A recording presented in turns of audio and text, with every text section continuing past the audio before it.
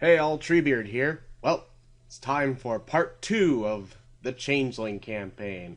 But first things first, I have obtained consent to use their real names, so Calvin and Heather are now okay with talking about them.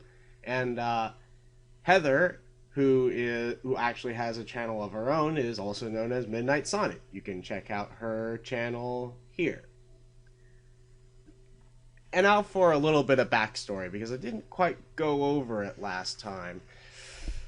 Cotton Jack and Fluttershy were both taken to Arcadia when they were little children, and Arcadia has a weird time dilation. So their aging progressed in such a way that when they got out, they were roughly the same age. But Calvin was taken in the 20s, and Heather was taken around, I want to say, the 80s. I'm not sure, but it was more modern. But it was long enough for her to be out of the loop. Yeah, and Fluttershy had some, or Heather's Fluttershy, had some family in New Orleans.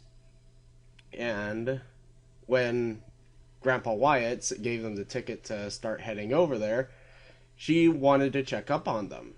So, yeah, natural. So, Cotton Jack was okay with it, so he decided to let her do it after they visited the Oracle. On the way there, they were followed by a lion changeling who chased them off into the swamps and had them cornered and tried to capture them to send them back to a true fae, which means that this changeling is a loyalist, a changeling that even outside of Arcadia still serves their fae master. This is a little troublesome because it means that Cotton Jack and Fluttershy are on a true fae's radar. After fending off the lion changeling, they run into a darkling changeling, who is a darkling is essentially like goblins and dark elves and the sort of changelings and fey creatures that kind of hide in the dark places of the world and try and stay hidden. And they usually have more subtle powers. And this one was a night singer, which is a darkling that uses music. And this one was called Banjo Dan. He's this skinny, lanky guy with 6 fingers on each hand, and each of his limbs were disproportionately long for a human. And naturally, he carried a banjo with him. And he told them that he heard about them from Grandpa Wyatt and knew that they were coming over to see the Oracle. He said he could take them to her. Fluttershy's a little bit apprehensive, partially because maybe she had this instinctive dread of what she was about to see, but also because since they were on the radar of a true fae, it wasn't completely unreasonable to assume that this might be a trick. Cotton Jack, though, feels pretty confident since the last loyalist that tried to take them on got beat down pretty easily, so he figured, hey, if this guy's anything like the others, we can take him down. We can take him. So, Banjo Dan takes them over and listens to their story while he brings them over to the shack that the Oracle lives in. And when they finally get to it, instead of the traditional, like, fortune teller fair with, like, the dark room and the crystal ball and shit, with all the, like, with maybe a few knickknacks lying around, this shack looked like what would happen if you concentrated a TGI Fridays into a single room apartment. It's got all these, like, really tacky and useless knickknacks on the wall, one of which Calvin fixated on because he's new to a lot of this technology. What he found was one of those big mouth Billy Bass wall mounts. And he saw a button on it, and he thought it was pretty cool. And Fluttershy's all, no, this is tacky. This is tacky and shitty like the rest of this fucking room. And fucking Cotton Jack presses the button on the big mouth Billy Bass, and it starts singing. and and Fluttershy just freaks the fuck out. It's just like, no! No! This is wrong! It's tacky and horrible and wrong! And, with all the noise, the Oracle comes out. And, she says she knows that they were sent here by Grandpa Wyatt, because, you know, Oracle, fortune teller, of course they know. And, but she knew because she was sent a contact. And she did a reading for them with tarot cards.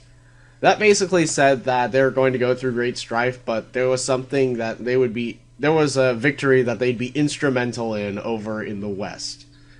At least they would have heard that, if not for the fact that Cotton Jack kept playing with the big mouth Billy Bass and driving Fluttershy batshit crazy trying to shut it off. After the reading, the Oracle reveals that she and Banjo Dan are both part of a group called the Starfall Society. And the whole shtick with the Starfall Society is that they're a group of changelings from around America that try to track down the movements of iron-rich meteors, which is a pretty big deal because true Fae are weak against iron, cold iron, specifically iron that hasn't been forged by human hands. So, why track meteors that are rich in iron? Well, it's because meteors rich in iron are being smelted and are made malleable by the fact that they're being burned up on re-entry. So when they finally crash into the Earth, and if there's enough of it left, they can use it to create a weapon. And they wouldn't technically have hand-forged it, so the Fae magic, or Fae anti-magic, kind of gets around the loophole of it being forged by human hands because, well, it was never forged by any hands, really. So they're sent off to head west, and they're told to head to a border town, and they're told to head to a border town in Texas where they're going to receive transportation. From who they don't say, because this is the part that the Oracle is actually kind of crucial for, because they don't know for sure, other than that someone will get them and bring them over to Nipton. So Banjo Dan gives them some tickets and some money to survive off of for the journey out west. And it's at this point that Fluttershy decides to do some checking up on her family. With changelings like Cotton Jack and Fluttershy, who are gone for extended periods of time, True Fae will leave behind something called a fetch, which is essentially a doppelganger, somebody who, for all intents and purposes, exists to take the place of the person that they kidnap.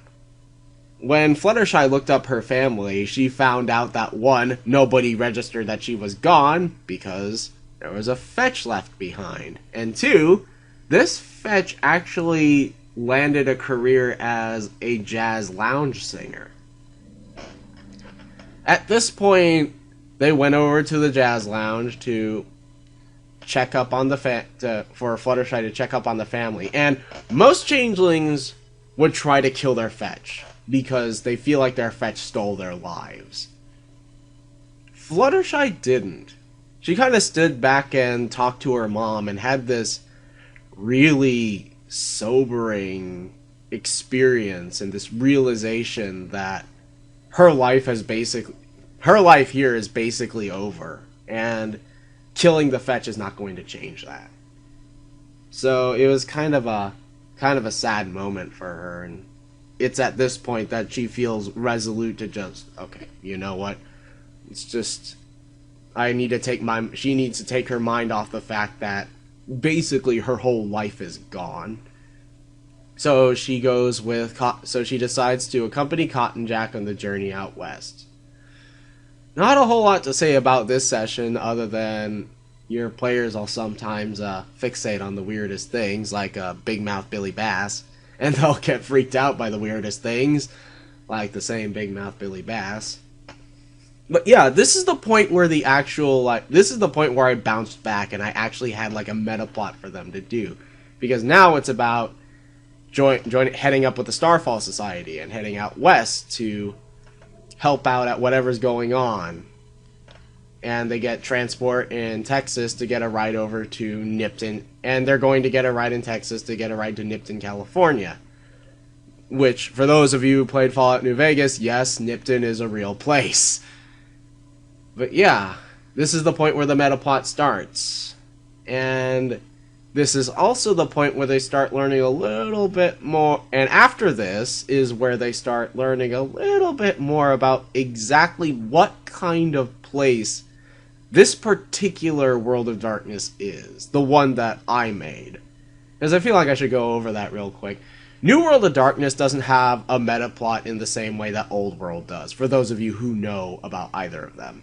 And it's actually one of the things that I liked about New World of Darkness, that I could make my own meta plot and kind of ignore whatever stuff the games gave me. Well, I'm not really ignore it because it doesn't give you a whole ton. It just gives you like ideas of what you can do with it, which is really cool. And yeah, this session they actually have a goal and there's a meta plot. There's a concrete goal, and next session they learn about just how horrifying World of Treebeard actually is. We'll catch you later.